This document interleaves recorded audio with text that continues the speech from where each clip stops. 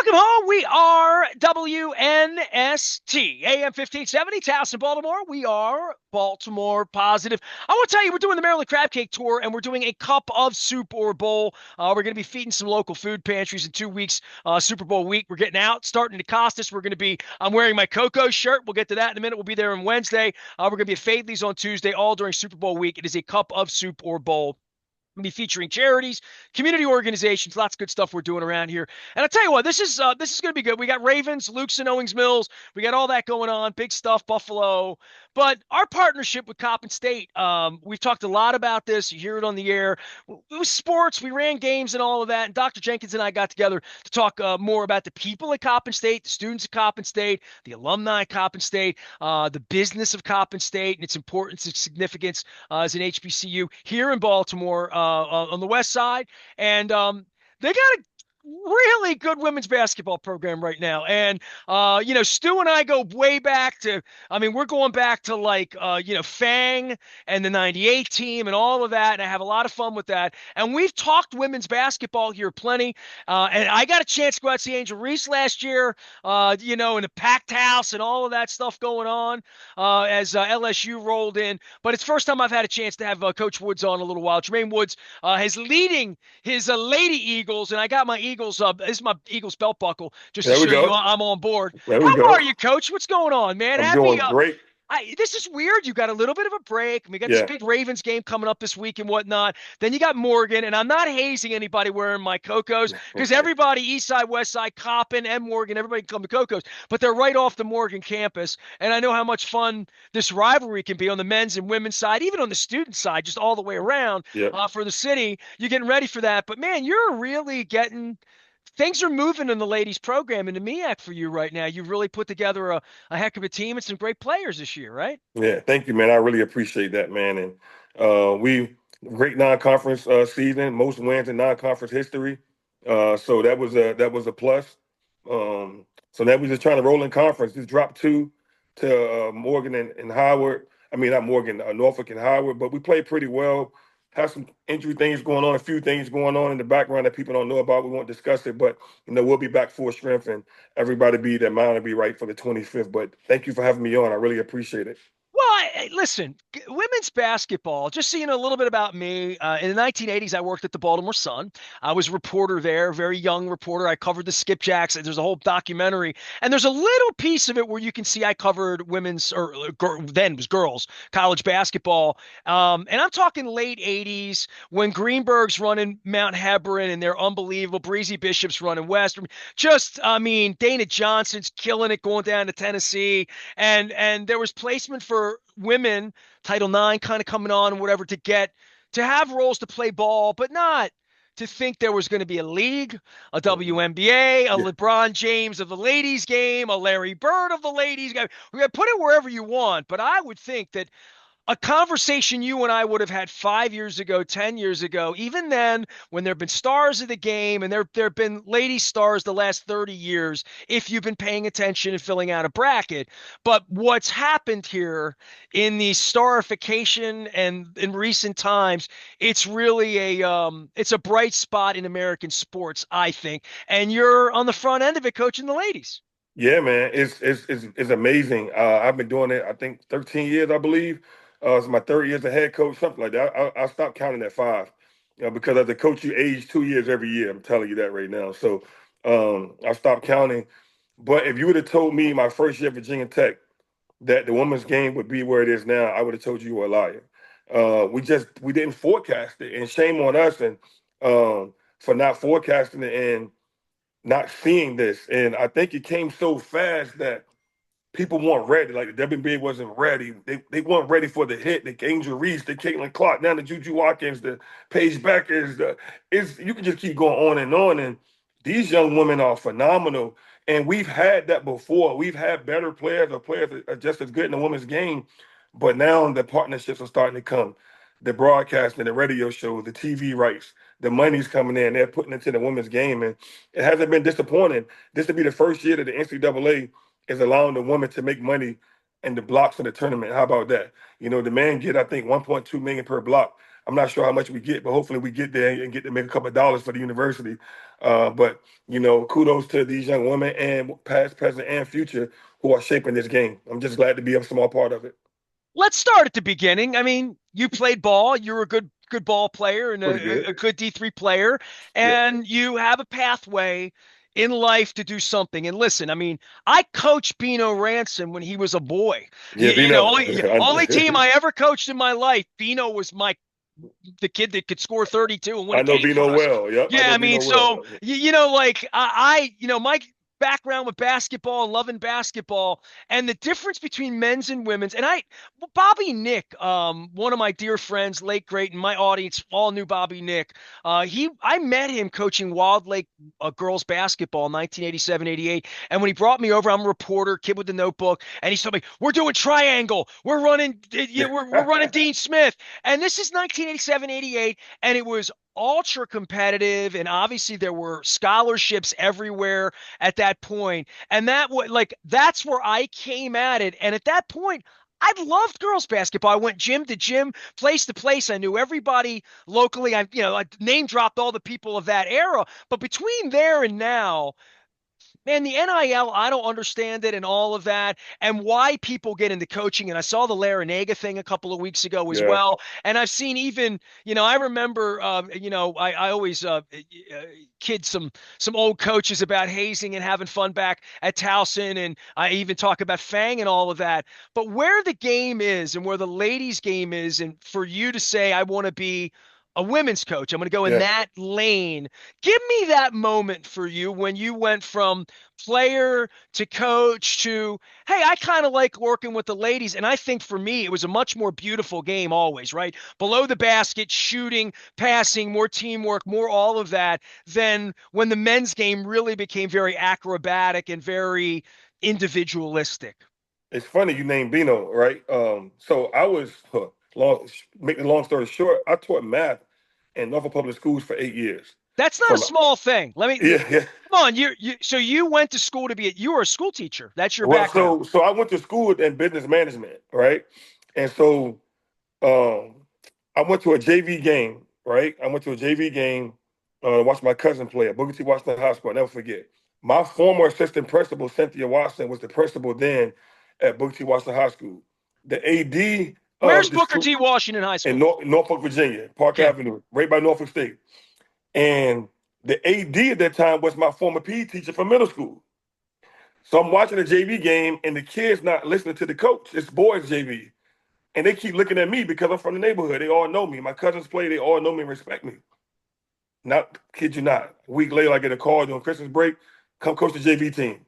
But you got to teach math. Never taught math in my life. Never thought about teaching math. I got a business degree. I had to go back to school to get the teaching part of it. And so taught math and coached JV boys basketball. How about that? I ended up being, in my second year, had the highest SOL scores in the state of Virginia. I think Governor Wilder was the governor then, and he came to my What is class. SOL?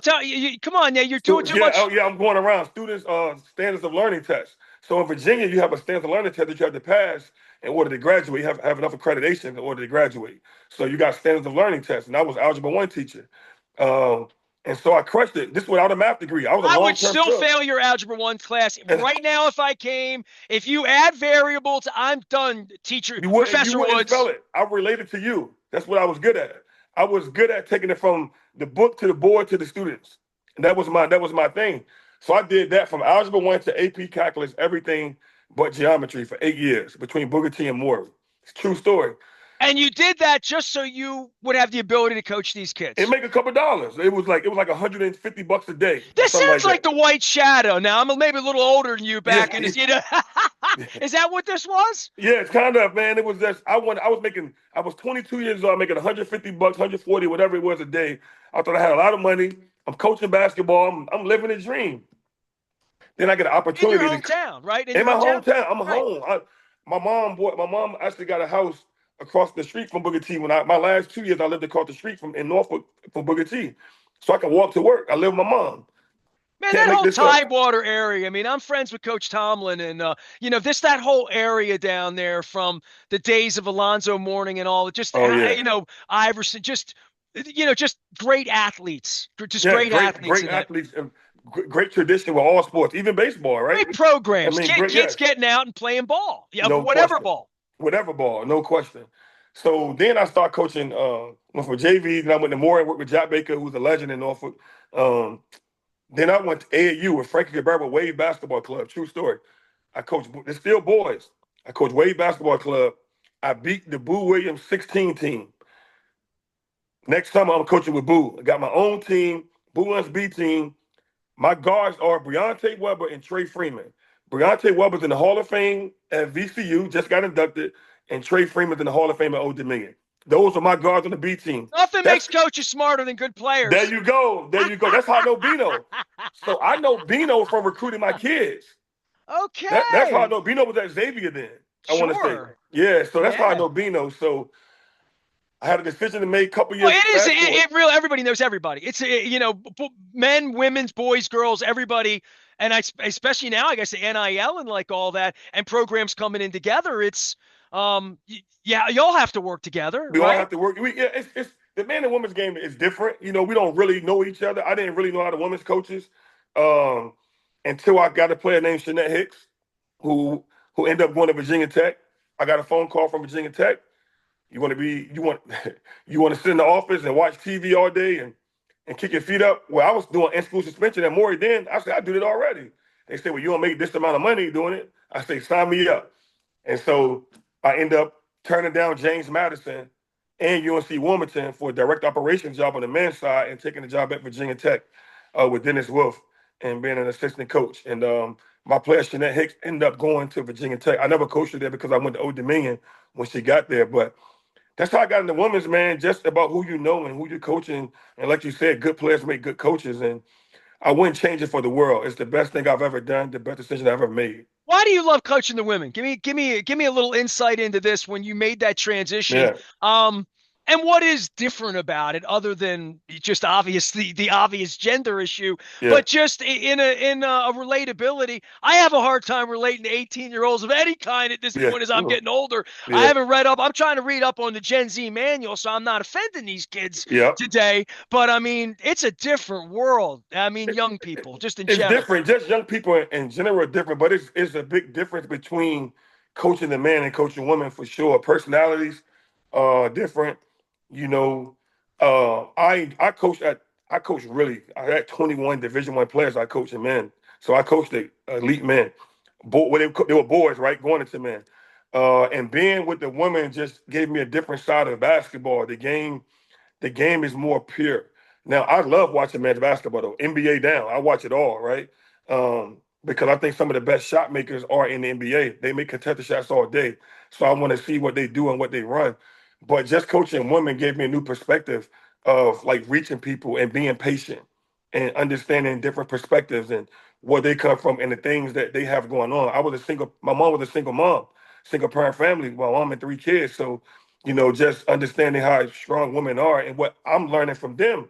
Like they think I'm teaching them, they're teaching me, how to be a better father. I have two girls. So, How old are your just girls? 20 and 14. So in the same range. So like Same really range. they're like your daughters, these young Yeah, and ladies. Yeah. exactly. And I have a Okay. 26-year-old son as well and a 7-year-old son. And I tell these young women all the time, my team, I done seen it all. You can't get anything past me. I raise kids older than you and your age. And so, just watching them play, and like you said, they not as athletic as men are, right? Just because it's body makeup, body structure. And so they have to most play below the rim. We have some playing above the rim now, right? And they have to be more skilled at some things. You have to have a certain kind of skill. And it's just a joy to watch them grow and develop. And they come in one player and leave another player. And that's the joy, man. And we have a player like that. I know we'll get into that later, Layla. So just watching them grow and develop and mature into girls to women is very fulfilling for me that I get to be a part of that. And I think that's the biggest thing for me is having good people, good students, and good athletes. And we just got our GPA back. We have a 3.63 team GPA. 3.63. Everybody has 3.0 and above, 4.0s. So I'm not only coaching athletes, I'm coaching students. And I think that's my biggest accomplishment. And 3.6 highest in Coppin State women's basketball history. Man, you're beating these big D1 schools, and your first thing you're bragging on is a GPA. So, Yeah. Lady Eagles, we got head coach Jermaine Woods here talking ladies basketball, and I think more than anything, we'll get to your players. Last thing for you, I just went through the resume a little bit, and I Mhm. see ODU, I see Old Yeah. Dominion, and I'm an old newspaper head from the 80s, right? So back then, there was Tennessee, Connecticut. Old Dominion always had Louisiana Tech, right? Louisiana There were Tech. I was about to say couple of Louisiana these Tech. there, Yep. there were a Yep. couple of these programs that you even knew what colors their jerseys were. Baby Yep. blue looked like the Houston Oilers because they're bad. But ODU was like OG, like really like a UCLA of women's No basketball question. in some way. And you wound up there. Give me the track on that a little bit. And then we're going to talk about how and why you got the cop. And then we're going to get right into the cop and stuff here with you. Yeah. So Old Dominion, I thought I was gonna get a job out of high school to go to Old Dominion, but I didn't have enough experience at the time. So Virginia Tech took a chance on me, which I'm grateful for. But I'm from Norfolk, so I always wanted to go home. And at my time at Virginia Tech, I was privileged enough to be able to recruit a few top 50, top 25, top 100 players. So I got known as one of the best recruiters around. And so Coach Karen Badfoot, who actually worked for Wendy Laird, when she as an assistant was the head coach at Old Dominion, and she called me and wanted me to recruiting coordinator. So it was my first chance to get to be a recruiting coordinator, and I wanted the opportunity, and so that's how I got to Old Dominion. Karen Bedford gave me a shot to be recruiting coordinator, and we brought some top 100 players to Old Dominion as well. So just going back home and being back in the area was very important for me. So I really enjoyed my time at Old Dominion. But the legacy there, when you walk in the building, it's like pressure, man. Like like the expectations are through the roof at Old Dominion. They I mean, still that's how want to much be how good. old school I am with basketballs. I mean, Yeah, when I think of it, it's a rich thing, and I look down. Being at ODU would have been different than being at Xavier, just being anywhere, like no literally even at question, no doubt JMU or about it. wherever, right? No doubt about it. It was a lot of expectations at Old Dominion for women's basketball, but times have changed because the budgets have changed. So when Right. budgets change, you can't keep up. You still, Oh, you no know. question. You're trying to keep up with Tennessee and Connecticut, and then Yeah, the NIL comes along. So let me ask you this, because I'm taking notes over here. We're gonna get to Layla and the team and Morgan next week, beating them and all that. The notion that Coppin, the name Coppin State and what Coppin State represents, here I always say, and I joke around, and I got to catch up with Fang sometime because his name's right on the court. yeah, But I used to be the guy at the paper when they would upset some team or play a team to the wire, and Fang would be pissed out of Kansas State, and in December money game, and I'd have to be getting a quote. You only call me when we don't win. So he, so that's pretty good, Fang. So Fang and I got so in '98. I always had Fang on and honored Fang. Fang was one of my Nice Guy Award winners with a smiley face back in the day. So I'll share some of that. But in '98, when they won the Big Banana and they broke through in March Madness, the words Coppin State, probably like UMBC now after the Virginia thing a couple years ago, in basketball spaces and outside of basketball spaces, and Dr. Jenkins would be online with this, people that know basketball who are our age, Coppin State's like Chaminade. It's like yeah. mentioning the White Shadow or mentioning things of that era that Coppin State winning that basketball game. I don't know how old you were in 1998. I don't, I can do the math on you, but I graduated '99 from high school. well, so you're a junior in high school in Yep. Norfolk, and this Coppin State wins in your brackets, and you're like, where's that? Probably, right? I remember like it was yesterday, for sure. I remember that. Yeah, I remember that like it was yesterday, man. And um, just glad to be able to be a part of that tradition and bring some of it back, right, on the women's side, right, and But there's a just feel basketball good about it. brand with Coppin State, I think, just in a general sense, period. Yeah, it kind of it is, and that's what we need to get back to, right? And you mentioned Dr. Jenkins. It wouldn't be possible, and I'm not just saying this because he's the lead, he's the boss. He invests in athletics, man. Like I I have what I need, right? I have what I need. I get to go recruit. I get to go get players. And so he wants athletics to be great because he understands that athletics drives institution. It drives enrollment. It pushes the university forward. And so his investment has allowed me to go recruit players that usually wouldn't come to Coppin State because after the Fame Mitchell era, Coppin State went down a little bit, right? And the women's basketball team was really good, and then it went down a little bit. And then we're just trying to get back to that, man, and honor the things that Fame did and the teams before us. Well, you're winning ball games and you got good kids there. Let's start with this. Coppin recruited you, and you've mentioned I was a good recruiter. That's my thing. That's what got it. It's where you earn your bones. And then coaching and work, and it's the whole executive part of all of this that goes on, the Yeah. financial part of it, the business part, the parents going into homes, families, all of this. You're nodding your head. Tell me about that in the modern era and what that's about and how people. It's about people and recruiting Yeah. people. And you got recruited here to recruit others. Give me Yeah. your philosophy on recruiting. I mean, you got to win. I want to win the family, whoever that may be, whether it's a single parent, two parent, sisters, brothers. I always focus on the family. I never the, these generation of student athletes. They tell their parents everything. Right. So whatever you say to a parent, whatever you do, if you feel like if the kid feel you mistreating them, you're not treating them fairly, they're gonna tell their parent. So to me, the most important people, other than the student athlete, is the parents.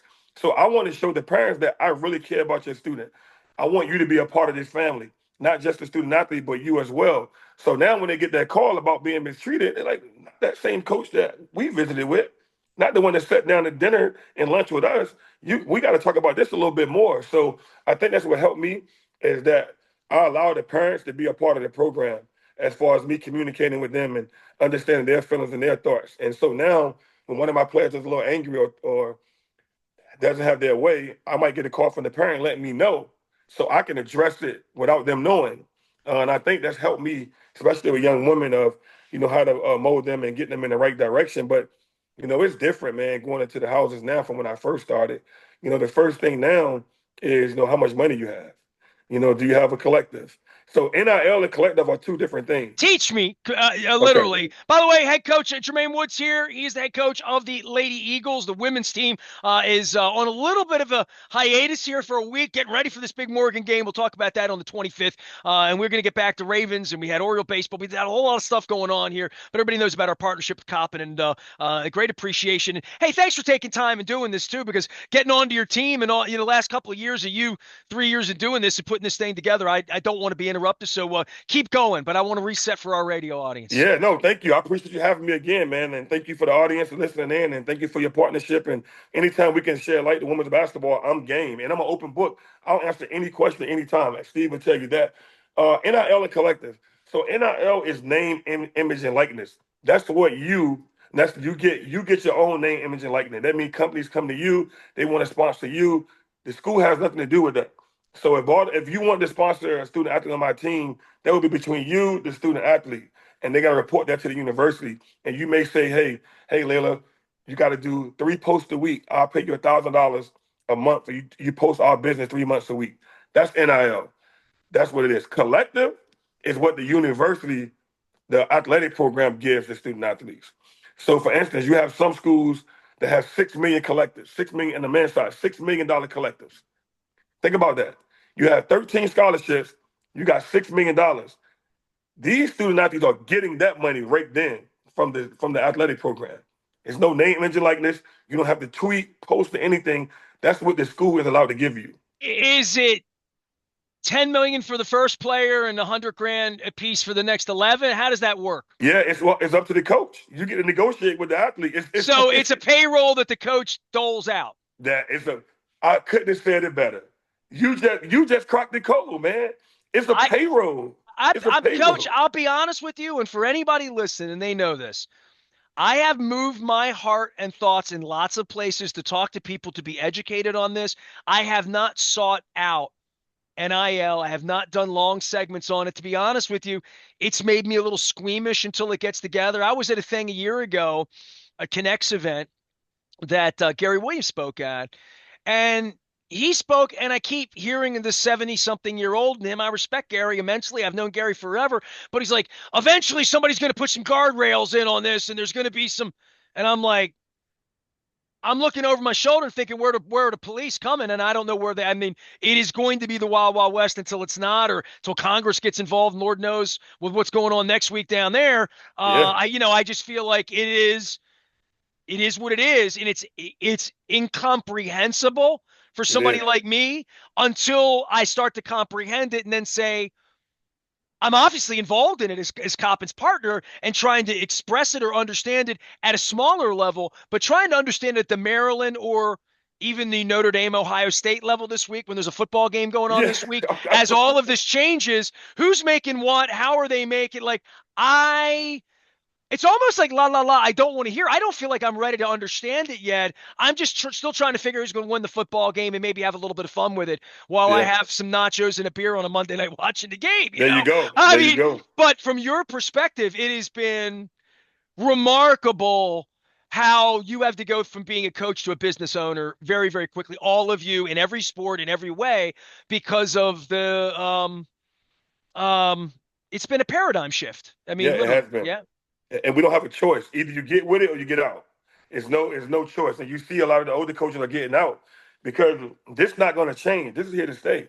We have to change and we have to adjust. And a lot of people can't handle it, man. And it's at my level, like you just said, it's not as intense as a Maryland level, but like a Layla, if she had another year, man, like I probably wouldn't be able to keep her. Like like somebody come and say, "Oh, we got 100,000." What I'm gonna say? Like what do I say? Right? I can't give her 100,000. So that's the hard part about it. You get good players. Like if I vice versa, if I was at a bigger school and I watched this Layla Lawrence kid, I'm watching every game and I'm going to get her when the season over with as a recruiter. I'm not worried about Jermaine Woods at Coppin State. I want her to come to my program. Here you go. That's what they do at the other levels. And if I was at a bigger school as an assistant or head coach, I would do the same thing. They're not recruiting high school. They're recruiting Coppin State best players or Norfolk State or whoever, That right? is what the portal is. That's what it is. That's Yeah. what it is. And so you go down the roster, you see second nation double doubles. Oh, let me watch this kid. Oh, I got 150K for it. I have what I'm for me to just in say? a different level. Like I don't mean to be the get off my porch guy because I'm seeing all the gambling ads come at me now, and and I promote the lottery, and I'm not a sports gambler. It would have got me thrown out of the media. I joked with Mike Flynn last week. If I was asking you how Dilfer looked at practice, so I could gamble like 25 years ago, it would have been all over with. There's the part of this where I'm watching the preseason, and Coach Loxley's got players down on the field, and it was a little bit like a professional wrestling interview. It was like I'm paying these guys cash money, and I'm like, oh my god, like you could like it did he say that and I'm trying to get used to it in the way that you're just being real about your own players because you have, let's be honest, Layla Lawrence. Let's get into her. Let's get into your roster and getting ready for Morgan next week as I tell everybody go get crab cakes over Coppin. Coppin and Morgan both invited at Coco's right around the corner there. We got pretty good Coco's crab cakes Pub. over. See, even Coppin knows about Coco's. So we're going to be doing the show over there, the Cup of Super Bowl, our charity event, Super Bowl week. That's 3 weeks from now. It's on the Wednesday of that week. We're doing it. So Layla, and you're involved. So give me the last 3 years of your life and getting this team to where you are right now, which is I'll give you a chance to brag about the team. You're in a pretty good position here. Maybe get me a MEAC championship shirt, Yeah, maybe to wear here. we're in a pretty good position, man. And it's been from the ground up. Like every kid on the roster I recruited with my staff. Um, and it's been from 8 wins to 12 wins to now we already at 11 wins. So it's been getting the right players and the right people. And I think this year we have that mix. And it took like it's my third year as a head coach at this level. So it took me time to figure out, that you're not only a coach, like you said, you're kind of like the CEO of the team. You got to run everything. And I think managing people is the hardest part. The coaching is the easy part. Managing people is the hardest part. So you got to put the right pieces in place, whether it's your staff, your players, and put the right people together in order to build something special. And we've done that so far. And I'm proud of them, man. I can't lie to you. Like what we did in non-conference was amazing. We're 2-2 in conference. We lost 2 road games to the top two teams. Not a bad thing. We got to get them when they come home. And I like our chances of being in the championship game in the MEAC tournament once we get back fully healthy and get our pieces right. I really like it, and it's been real, man. But I've had support from Dr. Jenkins. I had support from Derek Carter, who's our athletic director, and with the support of the athletic director and the president, I get to go to Texas and get a Layla. Right? She's from Texas. How we get a Texas kid to Baltimore? You got to be able to reach there, and so they supported me tremendously in my efforts. But when you get that support, you better win. so, so it looks like it's paying off, right? And I think that's the great thing. So definitely proud of proud of what we accomplished, and definitely proud of Layla.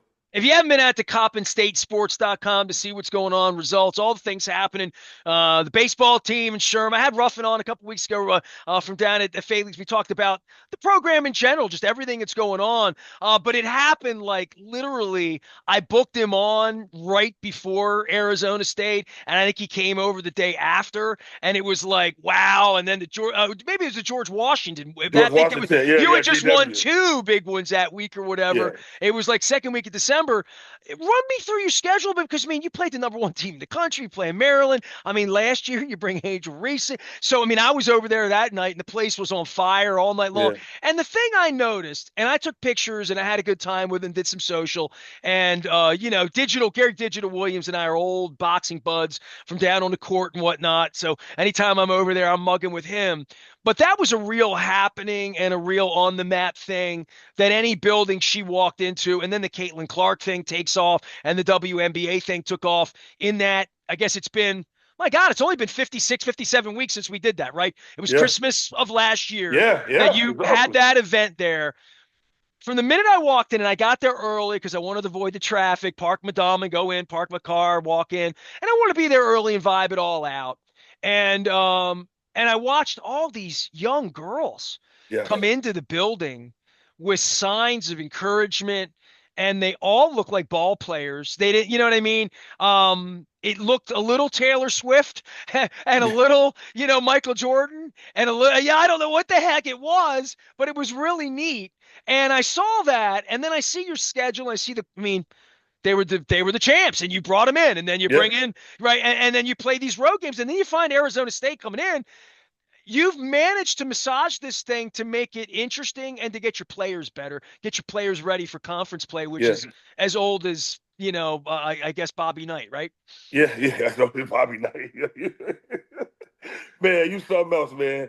It's the non-conference schedule is challenging, right? But we have to do it for budget constraints, right? And so we have to bring a certain amount of number in order to facilitate our budget and add to it. So I will say this: the number I have to get now is not when I first got here. So kudos to the administration again for that. But going to play, bringing Angel Reese was the start of something. Which you might know, you don't know. Don Stelly's coming here next year with her team next January, Martin Luther King Jr. Day weekend. How about that, right? That's a year like from this weekend, so you better Yeah, get yeah, from planning this on that. weekend. Yeah, so she's coming. So that's already in the That's works. like the World Cup coming up, You know what I'm right? saying? So Right. yeah, so everybody, what we did with LSU and the things that Coach Markey and her staff said about us. Now we get to bring Don back to Baltimore. How about that with her team? And I'm rooting for them to win a national championship, so we bring another national champion back to Baltimore and get to see you there with another national I'm rooting champion. for So you to win a national championship, yeah, or at me least get a too. tournament, right? Me too. Let's get to the tournament. We got to get there first, right? Get to the tournament. So, but playing North Carolina, South Carolina. I mean, you see our schedule. They're guaranteed. They call guaranteed games, right? And we get a certain amount of money for If Fang were them. here, he'd say we call them money Yeah, we call games. them money games. Yeah. So we won. Like GW was a money game. We got paid to go to GW. And We then won. won. Yeah, we get 20 Arizona State money game. We won. It's So broadcast right here on WNST in Baltimore Positive because we there, broadcast the games. there you go. So you get a couple of those money game wins that make your schedule look a little easier. And so those two wins were great. Kent State win was good. They were a tournament team last year. So we snuck a few wins in, man, and did a few things. But we're gonna do the same thing next year. We're gonna play 4 money games because we are gonna make a lot of revenue off. We didn't know the revenue and make off of LSU, but that thing was like bringing in like the Ghost Tribes in town. They travel with a crowd, so we're bringing Don in town to give me a chance to not play so many money games, but still do a competitive schedule. So um, just excited about it, man. Just I like those games though. Like going to see the history of those buildings. Like playing at Carmichael was amazing. Like you get it's beautiful. You get joy and stuff everywhere. You get like taking the young women they never seen those things before. So we go out to Arizona State next year. Some people never been out to Arizona before. We get to see that. So Arizona It's State's building's beautiful, man. Right next to Sun Devil. It's a big circle. Yeah, yeah, yeah. so If you get to play the Purdue ladies, take them to Mackey. You take them to some cool buildings. You know what I mean? yeah, Like so yeah, I'm yeah. an old college basketball head, so I'm You all can about tell. all of that. So, by the way, head coach Jermaine Woods, last thing for you, just on the schedule and what's coming up for everybody. Kind of a little bit of a weird downtime here. I thought, why off? Why now? Why down? It's kind of the middle. It's kind of the bye week sort of for you guys a little bit before you get ready for Morgan. But home games coming up. The games are on the radio too. Delaware State on the 1st of February, and then I see a rough and sort of backloaded this thing with Norfolk and Howard and UMES at the end, and Morgan. You guys play Morgan to end the whole thing on March 6th. That's always quite the scene Yeah. over at Coppin. But get ready for these games and tell everybody about your conference a little bit and what you need to get through, because they can look up and see 11-9. They can see you've won some big games, seeing you play the number one team in the country, but also seeing this as a competitive conference. Yeah, we have a very competitive conference. Like Norfolk State is number 8 in the country in the mid-major poll. Top 25, they're number 8 in the country. We're receiving top 25 mid-major votes. Howard has been in the championship game 4 years in a row. Like our conference, we got good coaches, man, and good players in our conference. So our conference is on the rise. We only have 8 teams, so we have 2 weekends where we don't play. So it's kind of like throws it off a little bit. But we needed this time off. We have a couple injuries that we need to rest that they played through, and we need them to heal properly. So this came in a perfect time for I'm us. surprised how early the season starts these days. And I feel that when the men get going and it becomes obvious, I'm like, man, it was just Halloween. Like, what? It's Like, all and year. It's November to March. It's a long season, man. Like it's a long season. So these downtimes are not ideal, but for us with our limited roster, they work. They work for us. Like Layla's in Texas right now. She had a definite family, so she's in oh, Texas. Praying for her and her family. But some big news came out by her today, so yeah, she'll I come want back to strong. announce So this here because she okay, was named the Becky Hammond Mid-Major Player of the Year watch list. how about that? That happened on Martin Luther King Day, actually. The reigning MEAC Defensive Player of the Year. You look like a guy that's going to coach defense. You look scrappy. I'm just being honest. Coaching team. Look at you, right? You look at the smile on your I'm a face. defensive guy, man. I'm a defensive guy. And you can't tell the last 2 games we're getting beat off the dribble a lot, but we are a defensive team. Uh, so how about that though? Coppin State University women's basketball player is named to the mid-major, the national mid-major watch list, Becky Hammond watch list, player of the year. That is amazing. What a great job by Layla and the How do things you she's done. discover Layla and I'll get Layla on when she gets a little bit of time. I know she's had a rough week. Let her go play ball and win a championship here. But in bringing people in who may not even know what Coppin State is or may know very little about it from outside the region, I've been amazed that I've been doing this 15 years, and all the years. Steve Kramer, thank you, Steve, for helping us out and Ruffin and everybody. Everybody across the board, but. I'm amazed that I look at the baseball kids from Hawaii kids from Yeah, Arizona, yeah, kids Florida, just like that. I wouldn't have thought about it that way. I always thought, well, Fang will get some kids from Philly to come down. You know what I mean? yeah, It yeah. felt more regional to me, but it's not really that way at all. Yeah, it's like we talked about before. My background came from recruiting, so I know a lot of people, and so you call the people that you leaned on when you were at the Power Four level, and they look out for them. They point them in the right direction. I spent a lot of time in Texas. I spent a lot of time in Texas to get Splat, Layla. isn't it? Yeah, yeah, yeah, to get her to come to Baltimore, right? And once she came to Baltimore, once I get you on campus and get you in front of, see what we do when we go in, what I do in the event, you meet the president, athletic director, and administration, because we are a big family. Small school, you got to show that you are a family. Or why you at a small school? Why come to a small school if you don't have access to the president? There's no reason to come there. And he is accessible. Our AD has an open door policy. And so we get these young women and their parents on campus, they meet those people. And not just me. And we get to sell it. And Baltimore, people talk about Baltimore. Before I came to Baltimore, I thought Baltimore, I didn't know. I was like, Baltimore. I live on the harbor. I love it. I park my car, walk everywhere. I think it's an amazing place to be. I love living in Baltimore. I love where I live. And once I get them on campus and in Baltimore, they fall in love. We only lost one recruit, two. Take that back. I Everybody got says that, two. Derek. When it comes to and I feel the same way. When I come over, it's always like I feel like, hey, when do I get to come back? Not I'm in a hurry to leave, for sure. Yeah, for Every sure, for time. sure. And when you're on campus, I know it's on North Ave. You don't know that though. I'm telling you, we got a beautiful campus. It's like a hidden gem. And the parents like, oh my goodness. So the bar is so low for them, right? When they come, they can't believe it's there. And our kids live downtown by the Oriole Stadium in Redwood. Like they live in luxury apartments. So it's like we got a great gym. So it's once we just got to get them there. And once we get them there, again in 3 years we've lost two recruits to other schools, and so we've been successful with recruiting. That's the big part of it.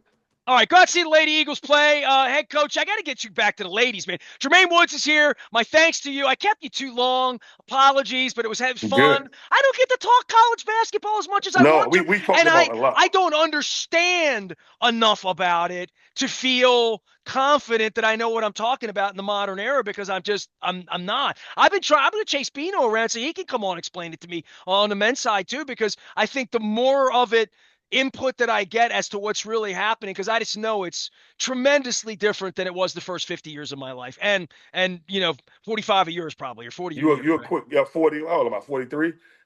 43 going on 55. Man, coaching basketball ages you, man. I'm telling you, you look good, man. By the way, so thank you for having me on, man. I really appreciate it. And you say you don't know, but you're a great listener. You catch on fast because you gave me some things I'm gonna use. That payroll line, I'm using that, man. Like I'm using that payroll line. That's what it is. Listen, underneath of the interview here on Baltimore Positive, there'll just be a whole transcript. You can clip whatever you want. You put it on a coffee mug if you want, There make you me go. look smart.